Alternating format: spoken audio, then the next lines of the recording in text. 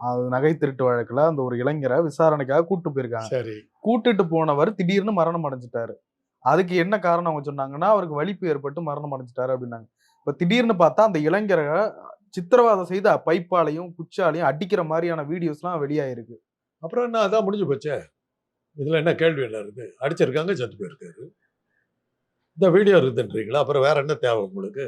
வீடியோவுக்கு மேல அதுக்கு பின்னாடி பின்னணி இசை ஏதோ குடுக்கணும், ரீ ரெக்கார்டிங் பண்ணுன்றீங்களா? அடிச்சிருக்காங்க, செத்து போயிருக்காரு. யார் அடிச்சது? போலீஸு. அதான் போலீஸ் அடிச்சது தான் வீடியோவே இருக்குது. அப்புறம் என்ன இதுக்கு மேல என்ன தேவை உங்களுக்கு? யாருடைய தப்பு? அது யார் தப்பா இருந்தாலும் அடிச்சதுனால செத்து போனது வீடியோ இருக்குல்ல. அது யார் தப்பா இருந்தாலும் அத விசாரிச்சா தெரிஞ்சு போகுது. போலீஸ் அடிச்சிருக்காங்கங்கிறது உங்ககிட்ட வீடியோ இருக்குன்னு தெளிவா சொல்லிட்டீங்க. அதுக்கப்புறம் பிரச்சனை இல்லையே. ம். சாத்தாங்குளம் கேஸ் மாரி தானே. சாத்தாங்குளத்துக்கு 6 வருஷம் ஆச்சு. இன்னும் இன்னைக்கு வரலும் பதில் வரலையே. ம். அது மாரி கூட இந்த கேஸ் கூட போனாலும் போயிடும். ம். சாத்தாங்குளத்துல வீடியோ இல்ல. அடிக்கிற குரல் ஊரே வந்து சொல்லுது. அவங்க அடிக்கிற அடியும், அவங்க கத்துன கத்தெல்லாம் எங்களுக்கு கேட்டுச்சு. இன்னைக்கு வரலும் அப்படியே தானே போயிட்டு இருக்குது. அது மாதிரி இந்த கேஸ் போனாலும் போகலாம். சொல்ல முடியாது. ம். ம். ஆனா இதுக்கு வீடியோ இருக்குதுன்னு ஆதாரம் உங்ககிட்ட இருக்கும்போது அதை காட்டி உடனே இது ம். ம். நீதி வாங்கி ம். ம். என்ன திட்டவட்டமா சொல்றீங்க வீடியோ இருக்கு.